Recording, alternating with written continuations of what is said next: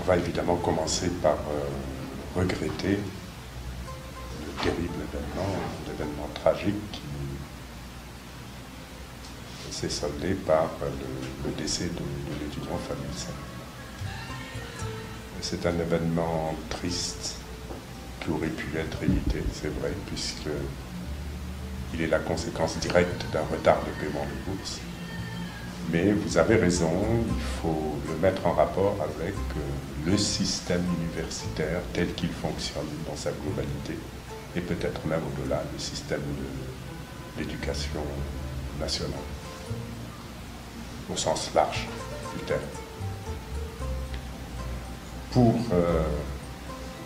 l'évoquer, ce contexte, il faut quand même accepter qu'il est un contexte de crise profonde et de crise qui dure depuis de très nombreuses années. C'est ce qu'on appelle une crise structurelle.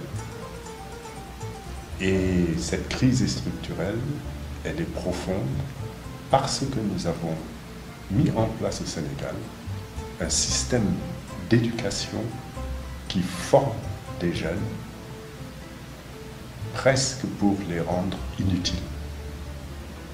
Voilà le problème que nous avons. Un système éducatif qui fabrique des chômeurs. Et lorsque nous avions organisé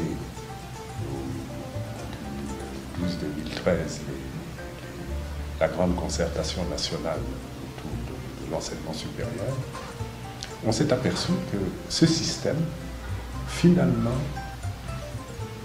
provoquait le séjour prolongé des étudiants en son sein parce qu'ils avaient peur d'aller au chômage et que le système dans lequel ils était peut-être plus bénéfique, offrait davantage de confort.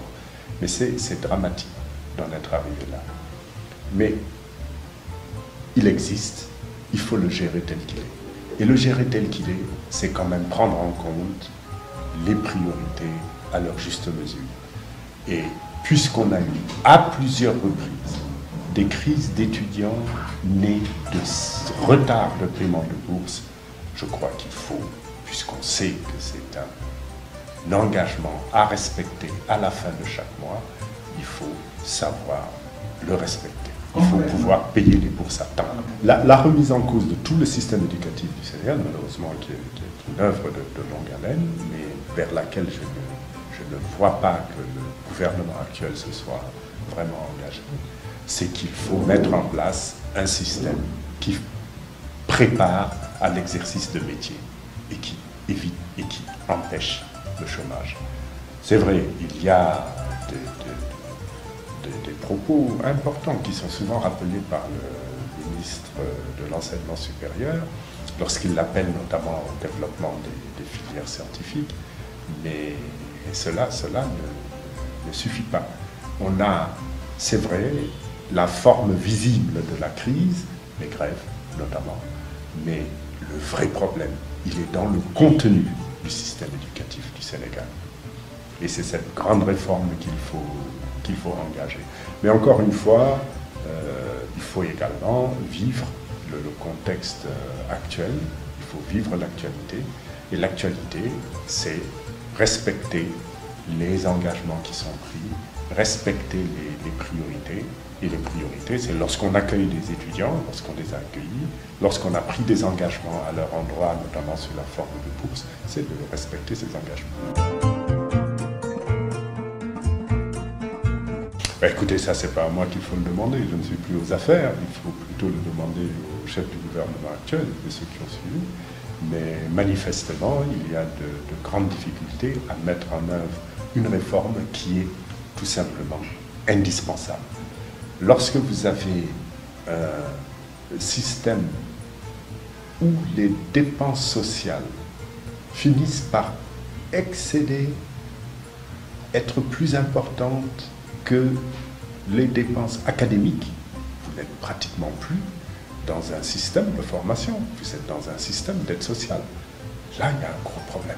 Vous faites allusion à la CNU, Non, non, non, non, je fais allusion aux dépenses sociales à l'intérieur du système éducatif.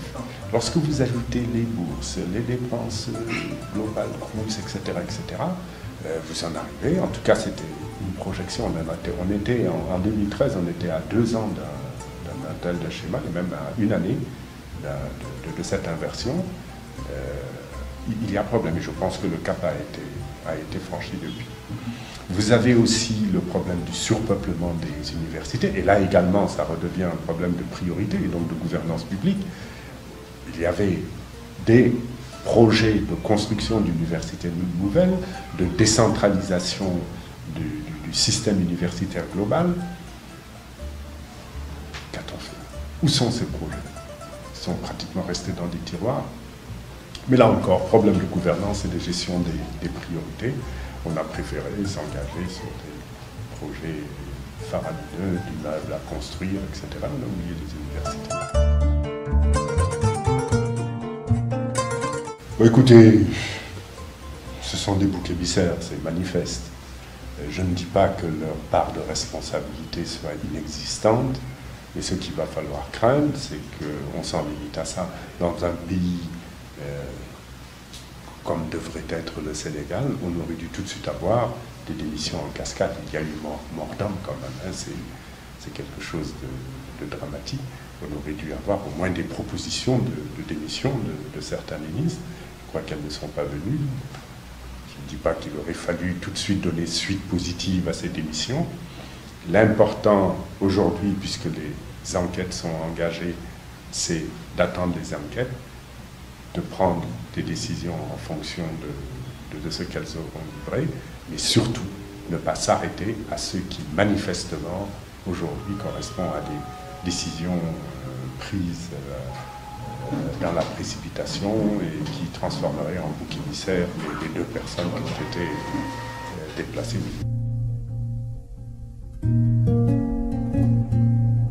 Non, je ne peux pas décider comme ça ou exprimer un vœu pareil sans avoir le détail des causes. Mais il est certain qu'il y a eu problème parce qu'il y a eu retard de paiement dans les bourses, retard récurrent d'ailleurs, parce qu'il a fini par créer de l'exaspération. Alors pourquoi il y a retard? Qui gère les priorités en matière de décaissement des différentes dépenses à exécuter à la fin du mois par le budget de l'État? Le ministre lui-même a-t-il reçu des instructions ou pas? Bon, attendons quand même les résultats de l'enquête puisqu'elle est engagée avant de pouvoir faire d'abord d'apprécier la qualité de cette enquête et avant de pouvoir faire des recommandations ou des propositions. Mais écoutez, il y a 2 choses. Il y a d'abord que l'on connaît le personnage. On connaît M. Macky Sall et on sait quelle est sa stratégie politique. Ce n'est pas de la stratégie, c'est de la petite tactique politique. Mais il y a également les faits. Ce n'est pas la première fois qu'il appelle à des concertations. Et au Sénégal, malheureusement, on devient assez vite amnésique. Mais il y a eu des concertations. Qu'ont-elles donné? Vous vous souvenez de ce grand cirque au Palais de la République, avec toute l'opposition qui était là, qui parlait, etc. Qu'est-ce que ça a donné? Et je ne suis pas quelqu'un qu'on manipule comme ça. Qu'est-ce que ça a donné? Il y a eu les législatives organisées comme vous avez vu qu'elles ont été, de la triche, de la fraude, une loi électorale modifiée l'avant-veille des élections. Puis après, de nouveau, allez, on se retrouve en concertation. On nous prend pour qui? Certains y ont cru, de bonne foi, ils sont allés à la concertation. Qu'est-ce que ça a donné comme résultat? Le parrainage. Ils l'ont quitté. Ils se sont rendus compte qu'ils avaient été conviés à une concertation pour être piégés sur une question de parrainage. Donc, et puis maintenant, on nous rappelle à la concertation. Non, il faut arrêter ça. Moi, en tout cas, comme je vous le dis, je connais le personnage, c'est pas sérieux. Et il y a surtout les faits qui prouvent que je ne me trompe pas dans mes appréciations. Donc, il utilise l'opposition dans de soi-disant concertations, mais c'est pour faire passer son propre projet tel qu'il souhaite que les élections soient organisées, que... Non.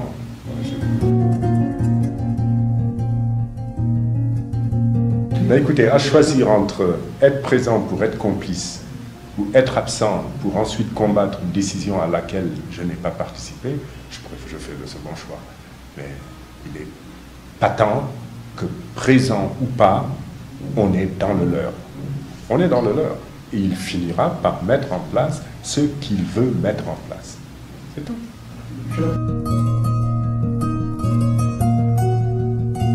D'abord, je vais corriger une chose. Je crois que c'est largement au-delà de 60 milliards. Hein, c'est que le Sénégal a perdu en confiant des permis pétroliers à Petro-Tim ou à African Petroleum, donc les sociétés de Franck Timis.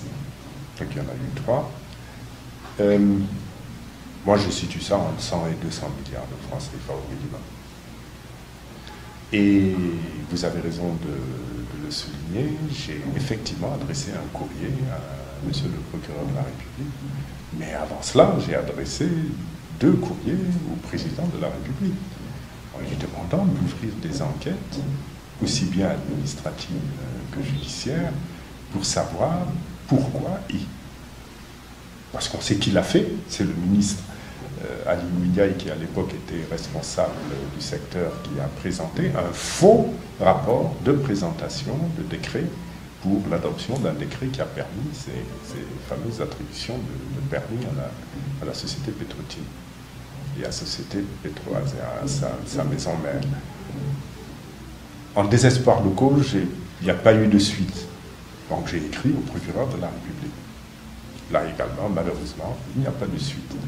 Et pourtant j'avais de l'espoir parce que j'ai vu tout l'acharnement que le procureur de la République a mis lorsqu'il s'est agi de poursuivre le maire de Dakar, M. Khalifa Sall, parce qu'il avait, comme d'autres avant lui, utilisé les fonds de caisse d'avance à concurrence de 1,8 milliard. Donc vous voyez, il y a une disproportion entre les sommes en jeu, mais on s'acharne contre Khalifa Sall pour 1,8 milliard. On oublie Petro-Tim et ses complices, et notamment monsieur le frère du président, puisque c'était le directeur de la société. Pourquoi cette justice à double vitesse? C'est extraordinaire d'ailleurs. Le problème, c'est pas de publier le contrat. Le contrat, il a été signé, il existe. C'est vrai, on peut le lire, constater quelques anomalies. On va notamment constater des différences de traitement entre certaines sociétés. Il faudra qu'ils expliquent pourquoi. Mais le vrai problème, c'est de savoir avec qui on a signé et pourquoi on a signé avec une société qui n'a pas les capacités d'explorer, qui n'a pas les capacités d'exploiter.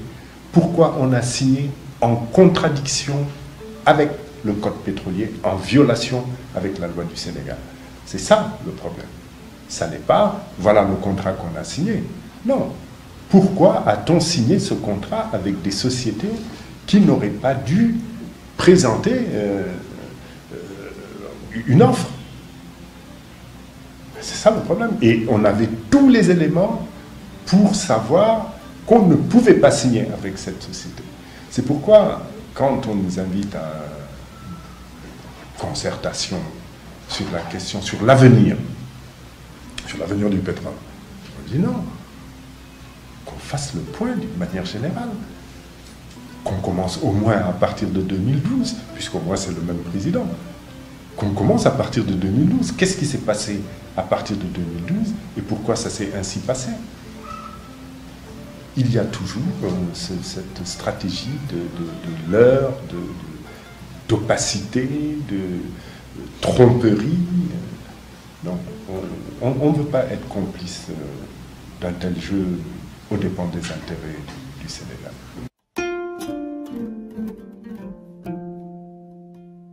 Ben écoutez, observez ce qui se passe autour de lui depuis qu'il est président de la République. D'abord, il est devenu président de la République par la force d'une alliance, une coalition. Qu'a-t-il fait de ses alliés? Ses alliés principaux sont le Parti socialiste. Qu'a-t-il fait du Parti socialiste? Ses alliés principaux sont l'AFP. Qu'a-t-il fait aujourd'hui de l'AFP? Ses alliés principaux, c'est la LD. Qu'a-t-il fait de la LD? Vous croyez que c'est du hasard, ça? Moi, je vous réponds non. Qu'a-t-il fait des pouvoirs de la République? Qu'a-t-il fait de l'exécutif? Le gouvernement du Sénégal, avec 25 membres, avait de la stature. Aujourd'hui, ils sont 41. Vous connaissez-vous le nom des 41 ministres du Sénégal? Mais non. On a ridiculisé l'exécutif. Peut-être pour que le président prenne de l'importance. Qu'a-t-il fait de l'Assemblée nationale? Vous trouvez normal, vous, que dans une grande démocratie dont se réclame le Sénégal, vous pensez normal qu'une Assemblée nationale vote sans débat une modification de la Constitution? Voilà ce qu'il a fait de notre Assemblée nationale, le deuxième pouvoir. Qu'a-t-il fait de notre justice? Vous avez tout à l'heure évoqué le cas du pétrole, en tout cas de cette justice à double vitesse. Et c'est un exemple parmi d'autres. Parce que c'est le président lui-même qui dit non, j'ai mis le coude sur des dossiers. Si je les avais lâchés, on aurait poursuivi beaucoup plus de personnes que Karim Wade. Que reste-t-il de ce qu'il a trouvé? Notre République est en train d'être détruite par l'action du président Macky Sall. C'est pourquoi je le traite de destructeur. Quittez le champ politique, le champ institutionnel. Je viens de les aborder. Allons vers l'économie. On nous parle d'un taux de croissance de 7,2%. Mais je suis régulièrement dans les zones rurales. Il y a la famine dans le Sénégal, la pauvreté extrême. C'est ce qui justifie d'ailleurs que les bourses familiales soient en accroissement. Et on est obligé de recourir à des aides pour mettre en place des soutiens pour empêcher la famine. On est obligé de recourir même au budget de l'État pour mettre en place des plans d'urgence de lutte contre la famine. Voilà ce qu'on fait du Sénégal. Et dans le même temps, pendant qu'il y a une crise scolaire, pendant que les conditions de travail des étudiants, des élèves, des maîtres posent de graves problèmes, notamment dans le milieu scolaire pour ce qui concerne les abris provisoires, on nous annonce la construction d'un palais présidentiel à 100 milliards. Non. L'économie est en train d'être détruite. Notre système institutionnel démocratique est en train d'être détruit.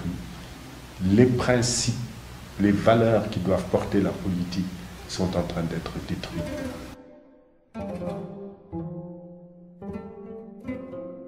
Non, non, il y a des choses qui se réalisent, c'est vrai. Il y a des choses qui se terminent d'ailleurs, qui ont été commencées par d'autres. Je pense aux autoroutes, à l'aéroport, etc. Vous savez, la vraie question également, parce que ça, c'est ce qu'on demande à un gouvernant. Il faut que chacun fasse quelque chose. Mais le problème, ce n'est pas tant de savoir ce qu'il a fait, c'est de savoir à quelles conditions il l'a fait. On a eu, par exemple, je ne sais pas si vous avez suivi, Baratal qui a donné des éclaircissements sur les conditions de réalisation des autoroutes au Sénégal. Il y a une dynamique qu'il fallait casser. C'est vrai, elle a été antérieure à l'arrivée au pouvoir, et encore, il était quand même impliqué. Mais il aurait fallu casser cette dynamique, on est resté dans cette dynamique. Le vrai problème, ce n'est pas de réaliser une autoroute. Mais ça, c'est ce qu'on leur demande aux gouvernants. Le vrai problème, c'est de réaliser une autoroute dans les délais requis, à un prix convenable, et qui sera facturée aux Sénégalais à un tarif n'excédant pas les moyennes internationales. Voilà ce qu'on demande aux Sénégalais. On demande aux gouvernants. On demande aux gouvernants de livrer un aéroport, c'est vrai, parce que c'est normal, mais de le livrer dans des délais raisonnables, pas 2 fois plus cher qu'un aéroport qui est 2 fois plus grand en Tunisie. Non.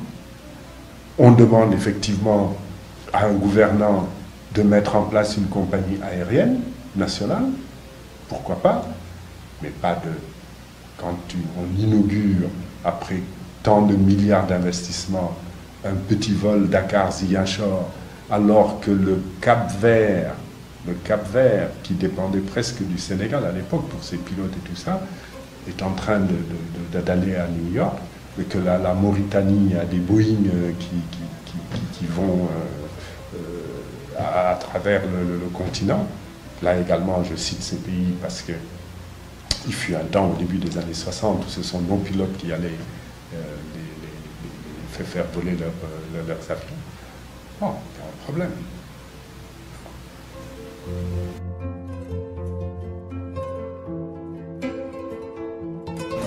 C'est vrai, nous avons souvent tendance dans nos pays à confondre les deux. Mais les manières de les combattre, à mon avis, doivent être différentes. La grande corruption, c'est celle du col blanc, c'est celle du haut fonctionnaire, parfois du très très haut fonctionnaire. Et il faut effectivement un dispositif réglementaire, institutionnel pour combattre cette corruption.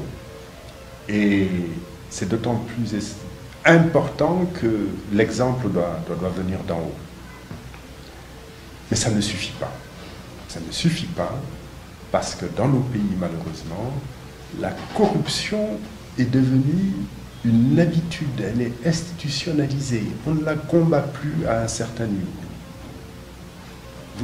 C'est-à-dire celle qui agace le citoyen, qui gêne la vie de tous les jours des citoyens. Par exemple, tout à l'heure, on parlait de la corruption qui fait perdre au Sénégal les centaines de milliards de francs CFA au niveau du pétrole. Mais à la limite, elle ne préoccupe pas tellement le Sénégalais. C'est difficile d'attirer son attention sur ce qui s'est passé et de l'amener à réagir. Parce que normalement, dans un pays développé, tout le monde aurait été dans la rue après de telles informations. Et ce qui embête le citoyen, c'est la corruption quand on l'arrête dans la rue. Le policier, par exemple. C'est la corruption au niveau de l'état civil. Quand il a besoin d'un document et qu'on lui dit oui, mais reviens demain, etc. Et finalement, ça doit lui coûter 500 ou 1000 francs. C'est quand il doit entrer à l'hôpital et il a droit à quelque chose, mais non, on le fait attendre et puis il doit sortir quelque... Donc cette petite corruption-là également, il faudra des programmes spécifiques pour que le Sénégal puisse s'en débarrasser. Et à cet égard, le contrôle citoyen sera important dans notre programme. Le lanceur d'alerte sera protégé. D'ailleurs, ça concerne aussi bien la...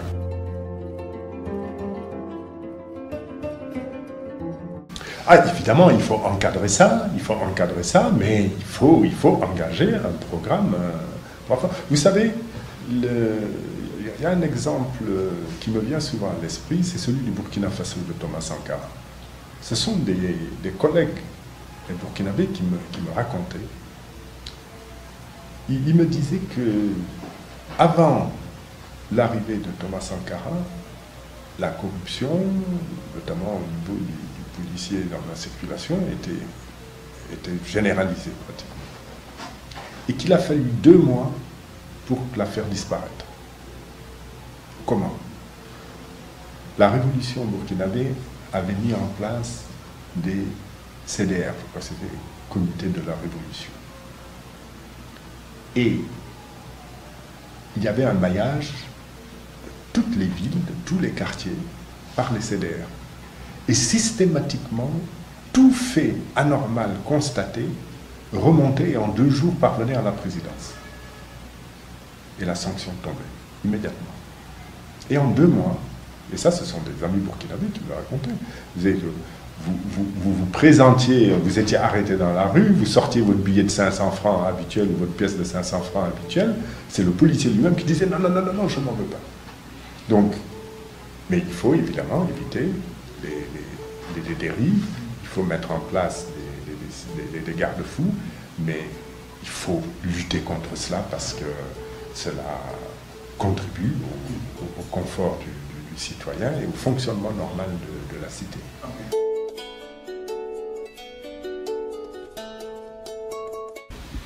Bah, écoutez, vous me faites déflorer quelque chose qui est presque un peu qui reste encore un peu confidentiel.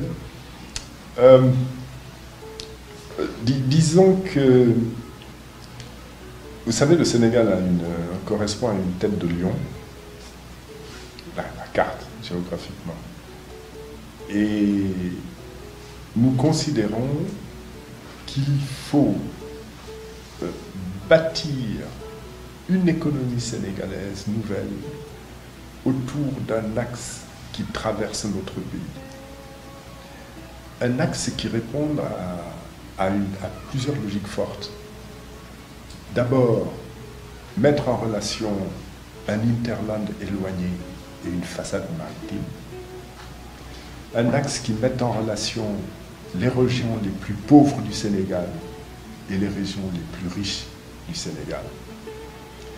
Un axe également qui permette, par son existence, de raccorder le Sénégal aux pays proches. L'axe, vous le situez où? Alors, l'axe, justement, c'est voilà, donc la région la plus riche, c'est celle du Cap-Vert. L'axe, il quitte le Cap-Vert et il va vers la région la plus pauvre, qui est le Sénégal oriental, mais qui est également une région de grand potentiel, notamment minier. Et l'exploitation du potentiel minier, en rapport avec, disons, en relation avec les zones frontalières, permet de raccorder le Sénégal au reste de son environnement immédiat, de sa sous-région immédiate, et traverse des régions qui, même par le passé, ont été mises en relation par le chemin de fer à partir de Tambacounda, Kaolack, etc. Avec si cela est l'épine dorsale, il y a ensuite les vertèbres qui ensuite iront irriguer le reste du monde.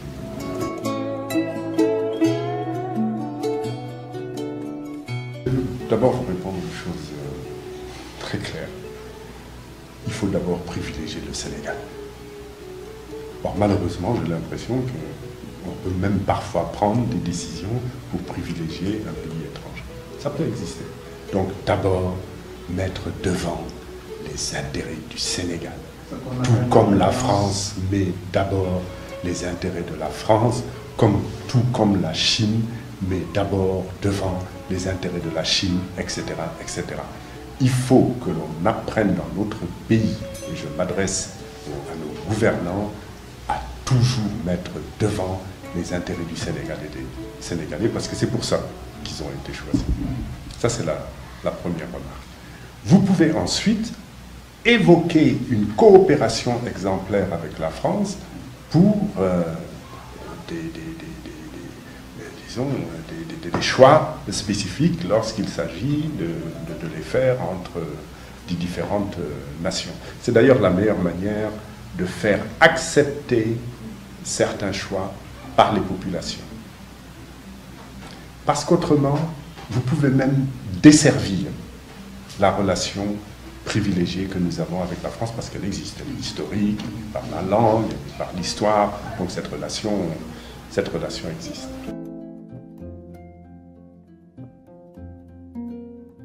Écoutez, cela me choque profondément. D'abord, décolonisation pacifique. C'est pas vrai. La décolonisation, c'est le résultat d'un processus historique et dans la durée et dans une globalité. Vous ne pouvez pas dire que le Sénégal a été décolonisé de manière pacifique. El Hadji Oumar Tall, il s'est battu pourquoi? Lat Dior, il s'est battu pourquoi? Cheikh Ahmadou Bamba, il a été exilé combien d'années? Pourquoi?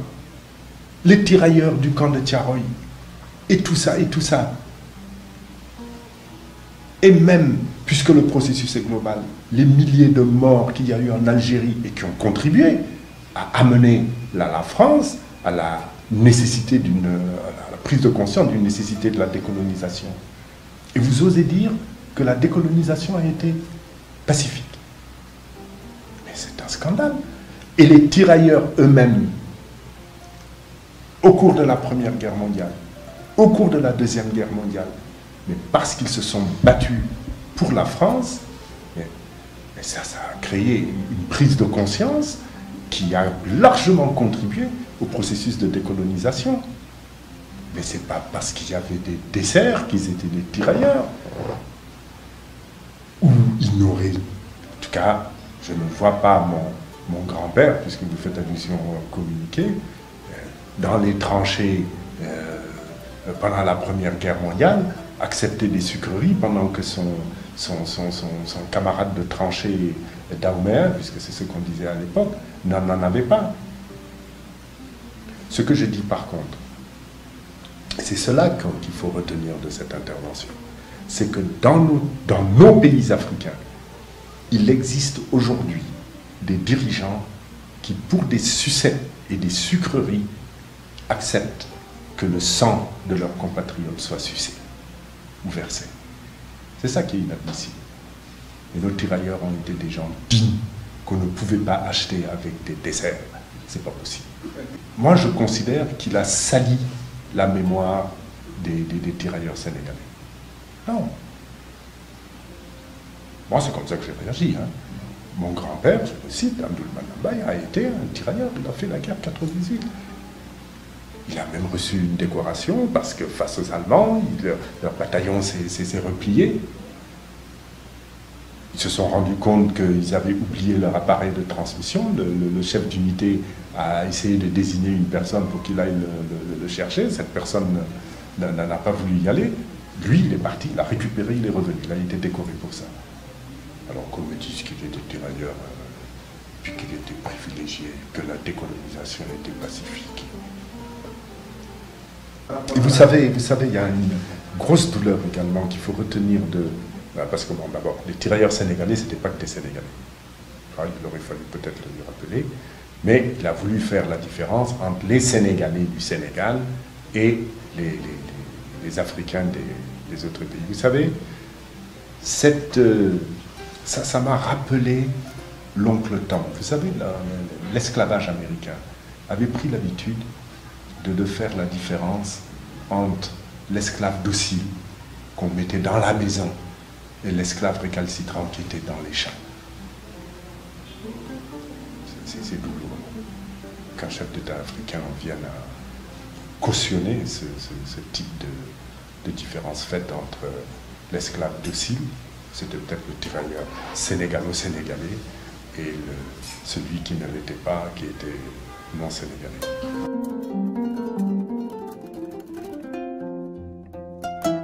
Écoutez, c'est de l'actualité. Comme le reste de l'actualité, je l'ai suivi. Je crois très sincèrement que des voix beaucoup plus autorisées que la mienne se sont exprimées sur ce sujet. Et je ne souhaite pas y rajouter. Mais par contre, puisque c'est une intervention qui avait été faite en réponse à des questions portant sur le transfert de l'ambassade des États-Unis à Jérusalem, sur cette question-là, moi, j'ai ma position. Je pense que, d'abord, il faut respecter le droit international. Quelle que soit sa force, quel que soit son niveau de puissance, il faut respecter le droit international. Parce que c'est facteur de stabilité, c'est facteur de paix. Et tout ce qui peut contribuer à remettre en question la paix doit être combattu. Donc, personnellement, je ne peux pas partager une décision de cette nature.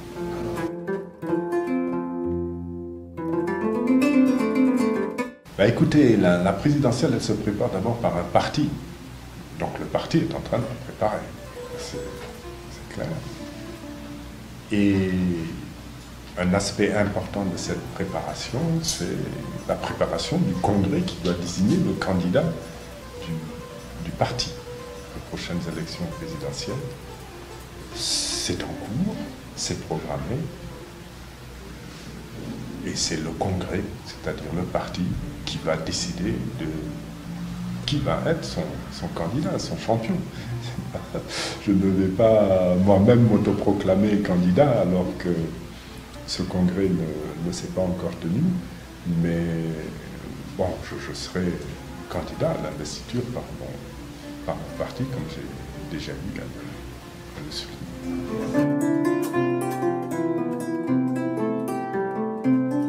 Comme vous le savez, ce sont des élections qui sont venues très très tôt pour nous, puisqu'on a été créé en mai.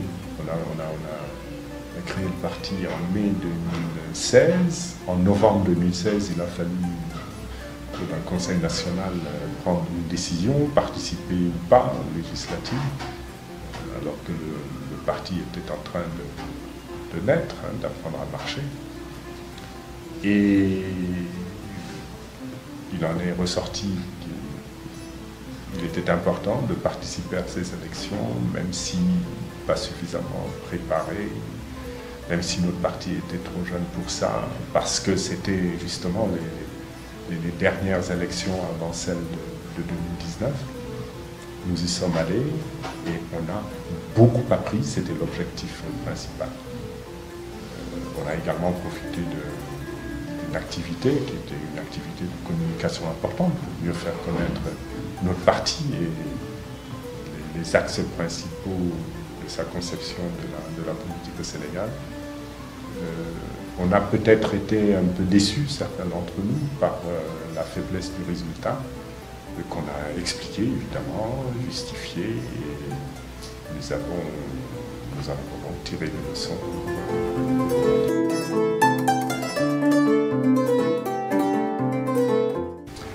Oui, on ne peut pas fermer la porte à des coalitions. Aujourd'hui, le Sénégal ne permet plus le splendide isolement, c'est plus possible. Mais nous considérons par contre qu'il faut très tôt commencer à y travailler, mais dans la perspective d'un deuxième tour plutôt que du premier. Parce que les élections présidentielles, comme vous le savez, sont organisées différemment. C'est pas comme Europe du Nord. Et il est donc important pour un premier tour d'avoir un maximum de candidats crédibles en lice pour pouvoir imposer un second tour. Mais il faut préparer le second tour suffisamment tôt. Nous sommes en discussion avec d'autres structures politiques.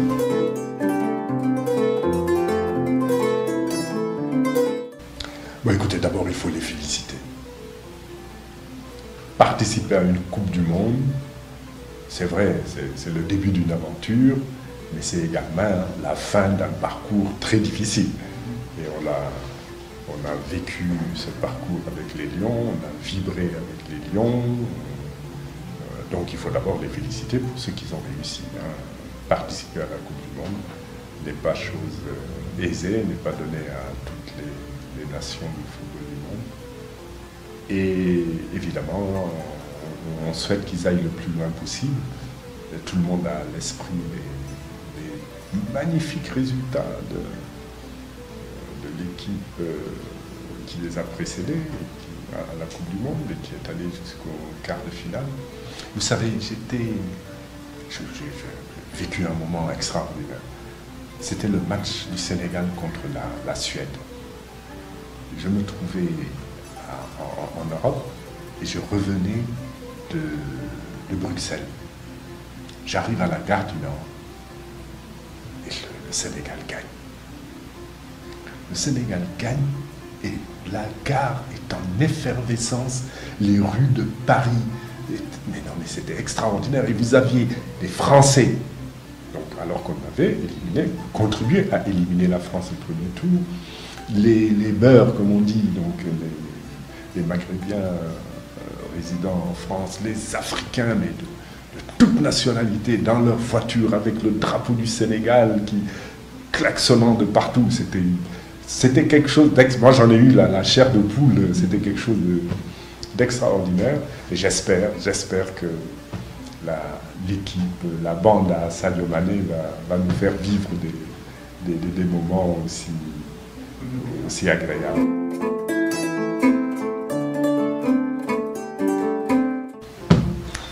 C'est un président du Sénégal. Laissez-le. Les affaires courantes et passer 2 jours quand même.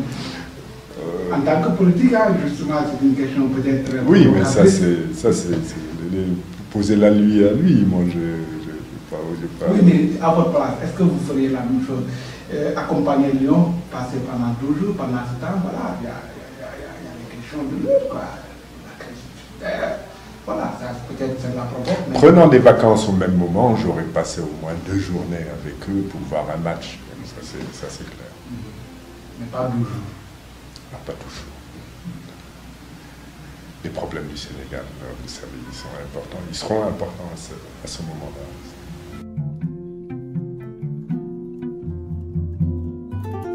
Bah, écoutez, le dernier mot, restons dans le sport. Restons dans le sport pour peut-être faire un parallèle entre